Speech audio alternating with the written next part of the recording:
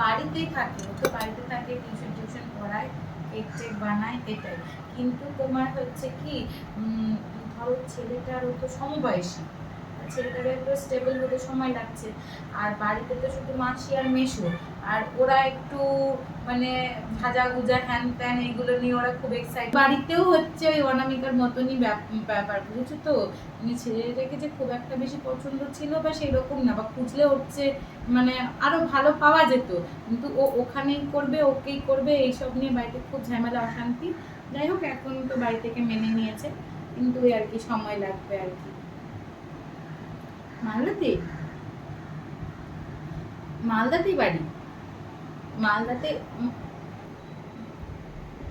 এমনি মানে কি বলতো,